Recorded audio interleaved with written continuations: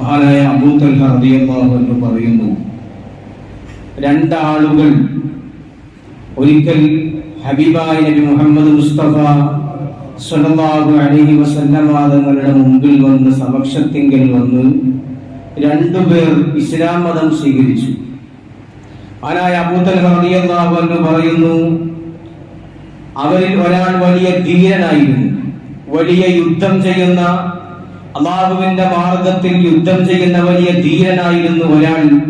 ഒരാൾ ഒരു സാധു മനുഷ്യനുമായിരുന്നു.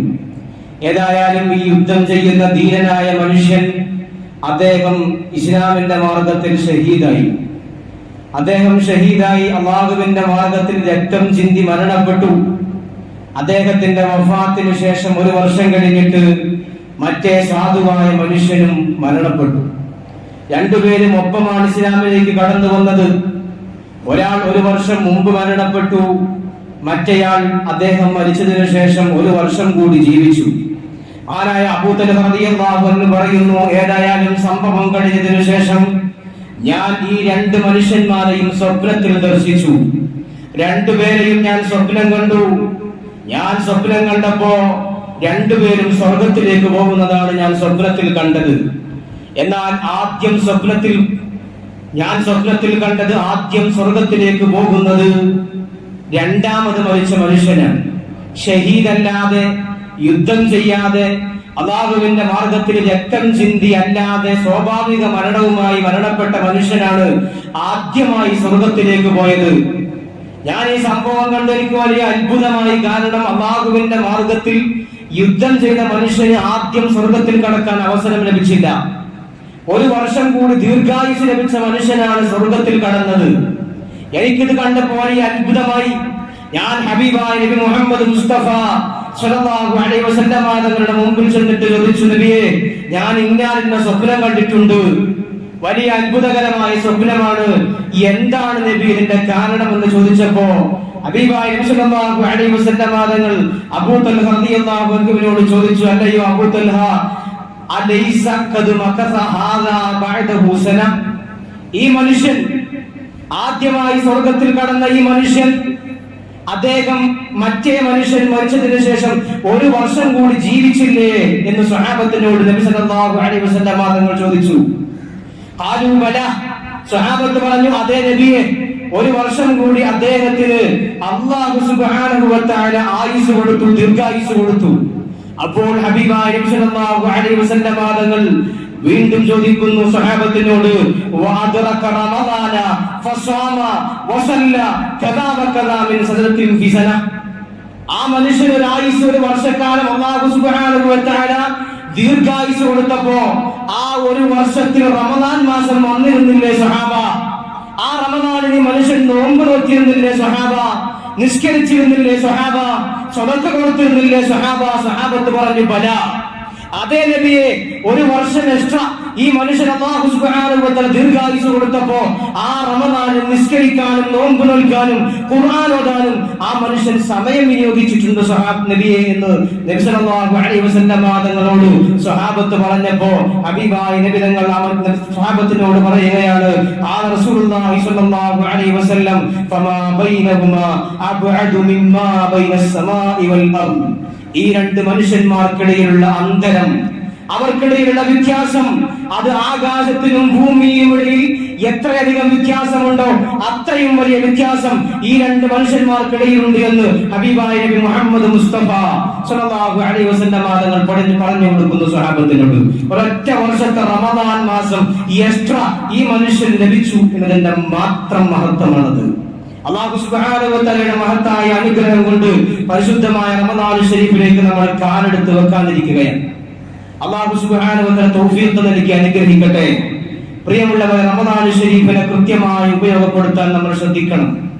കൃത്യമായ റമദാൻ ശരീഫിനെ കൃത്യമായി ഉപയോഗപ്പെടുത്താൻ നമ്മൾ ശ്രമിക്കണം. നന്നാകാനും രക്ഷപ്പെടാനും ഇതിനേറെ വലിയൊരു അവസരം നമുക്ക് ഈ ജീവിതത്തിൽ ലഭിച്ചു കൊള്ളണമെന്നില്ല. നമുക്ക് നന്നാവാനുള്ള അവസരമാണ് റമദാൻ ശരീഫിലൂടെ വരാനിരിക്കുന്നത്. അടുത്ത ഞായറാഴ്ചയോ തിങ്കളാഴ്ചയോ നമുക്ക് ലഭിക്കാതിരിക്കുന്നത്. അതിനെ കൃത്യമായി മുഅ്മിനീങ്ങളായ നമ്മൾ ഉപയോഗപ്പെടുത്തണം. അത് നഷ്ടപ്പെട്ടു പോകാൻ പാടില്ല. നമ്മൾ സ്വയം നന്നാവുന്നതിന് അപ്പുറത്ത് നമ്മുടെ മക്കളെ, കുടുംബങ്ങളെ എല്ലാവരെയും നന്നാക്കാൻ ശ്രമിക്കണം.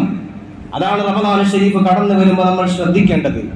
റമദാൻ എന്ന് പറയുന്നത് മനുഷ്യനെ മനുഷ്യത്വത്തിലേക്ക് കൊണ്ടുപോകുന്ന, മനുഷ്യന്റെ മനസ്സിനകത്തുള്ള മൃഗീയതയിൽ നിന്ന് മനുഷ്യനെ മനുഷ്യത്വത്തിലേക്ക് കൊണ്ടുപോകുന്ന പരിശുദ്ധമാക്കപ്പെട്ട മാസമാണ്. നമ്മൾ നന്നായാൽ പോരാ, നമ്മുടെ മക്കൾ നന്നാവണം, നമ്മുടെ കുടുംബങ്ങൾ നന്നാവണം, എല്ലാവരും നന്നാവണം. അവരെ പള്ളിയിലേക്ക് കൊണ്ടുവരണം.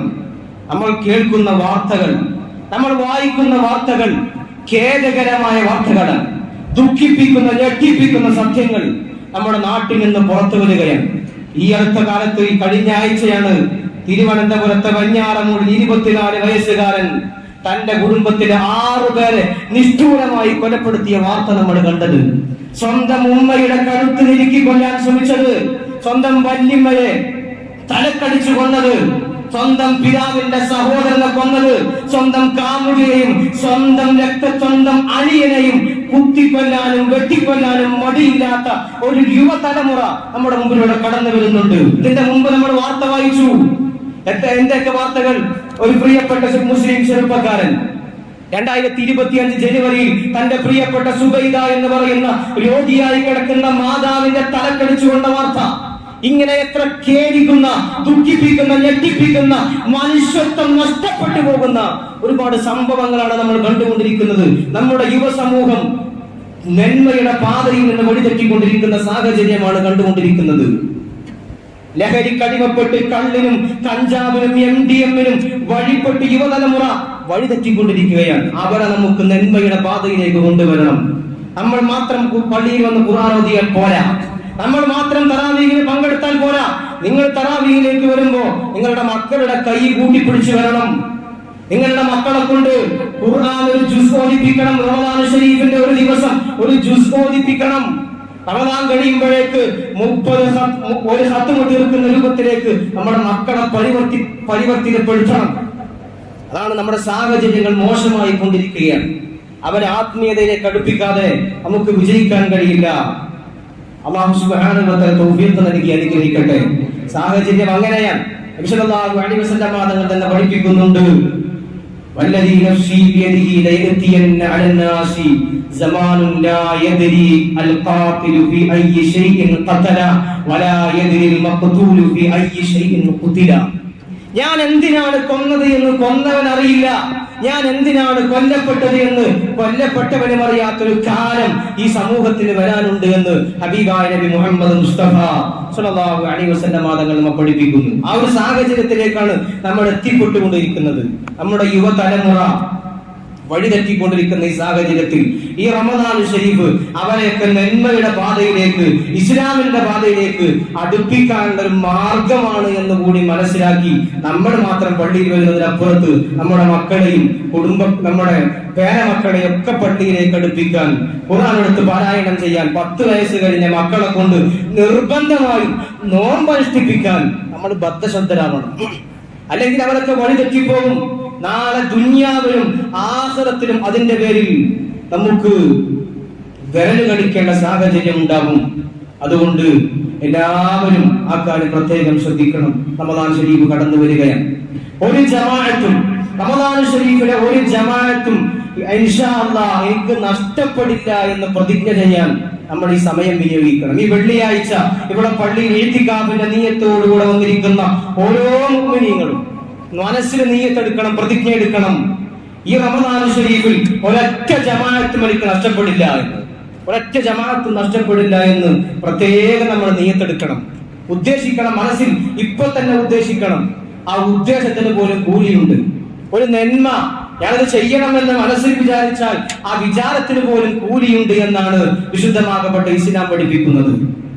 നമ്മളൊക്കെ വിചാരിക്കുക, അല്ലാഹു സുബ്ഹാനഹു വ തആല ആഫിയത്തും തൗഫീഖും നൽകട്ടെ, ഒരു ജമാഅത്തും മുടക്കരുത് എന്ന് ഇവിടെയിൽ നിന്ന് പ്രതിജ്ഞ എടുക്കുക. റമദാൻ ശരീഫ് കഴിയുമ്പോഴേക്ക് ഏറ്റവും ചുരുങ്ങിയത് ഒരു ഖത്മെങ്കിലും ഞാൻ ഖുർആൻ ഫാത്തിഹ മുതൽ നാസ് വരെ ഓതുമെന്ന് പ്രതിജ്ഞ എടുക്കുക. എല്ലാത്തിനും കഴിവും തൗഫീഖും നൽകുന്നത് അല്ലാഹുവാണ്. ആ ഉദ്ദേശത്തിനെങ്കിലും അല്ലാഹു കൂലി തരും. ആ മനസ്സിനൊരു ഉദ്ദേശമുണ്ടല്ലോ, ആ ഉദ്ദേശത്തിനെങ്കിലും അല്ലാഹു കൂലി തരും. അതുകൊണ്ട് എല്ലാവരും പരമാവധി നന്മയുടെ മാർഗത്തിലേക്ക് പരിശ്രമിക്കാൻ നന്മയുടെ ഭാഗത്തിലേക്ക് കൂടുതൽ കൂടുതൽ അടുക്കാൻ ശ്രമിക്കുക. കാരണം റമദാൻ ഷരീഫിലെ ഒരു ഫർദ് നിസ്കാരത്തിന് അള്ളാഹു നൽകുന്നത് 70 ഫർദ് നിസ്കാരത്തിന്റെ കൂലിയാണ്. ഇന്ന് നമ്മൾ അസർ നിസ്കരിച്ചാൽ ഒരു ഫർദിന്റെ കൂലി ലഭിക്കൂ. എന്നാൽ അടുത്ത വെള്ളിയാഴ്ച നിങ്ങൾ അസർ നിസ്കരിച്ചാൽ അതിന് 70 ഫർദിന്റെ കൂലിയാണ്. അടുത്ത വെള്ളിയാഴ്ച ജുമുഅക്ക് മുമ്പ് നിങ്ങൾ 4 റക്അത്ത് സുന്നത്ത് നിസ്കരിച്ചാൽ നിങ്ങൾക്ക് ലഭിക്കുന്നത് ഒരു സുന്നത്ത് നിസ്കാരം കൊണ്ട് ഒരു ഫർദിന്റെ കൂലിയാണ്. ഇന്നത്തെ ജുമുഅക്ക് ആ ശ്രേഷ്ഠതയില്ല, അടുത്ത വെള്ളിയാഴ്ച ജുമുഅക്ക് ആ ശ്രേഷ്ഠതയുണ്ട്. റമദാൻ ഷരീഫിലെ ഓരോ സുന്നത്തിനും ഒരു ഫർദിന്റെ കൂലി, ഓരോ ഫർദിനും 70 ഫർദിന്റെ കൂലി. ഇത് റമദാൻ അല്ലാത്ത മാസത്തിൽ കിട്ടുകയില്ല. അതുകൊണ്ട് കൃത്യമായി ഉപയോഗപ്പെടുത്താൻ സമയം നമ്മൾ വിനിയോഗിക്കണം. അല്ലാഹു സുബ്ഹാനഹു വ തആല തൗഫീഖ് നൽകി അനുഗ്രഹിക്കട്ടെ. അതുപോലെ തന്നെ നമ്മുടെ മഹല്ലിൽ ഇൻഷാ അല്ലാഹ് വലിയ രൂപത്തിൽ നോമ്പ് തുറ സജീവമായി സംഘടിപ്പിക്കാറുണ്ട്. ഈ വർഷവും അതിവിടെ തുടരുന്നുണ്ട്. അതുകൊണ്ട് എല്ലാ ആളുകളും, എനിക്ക് പറയാനുള്ളത്, എല്ലാ ആളുകളും അതിൽ ഭാഗമാക്കണം.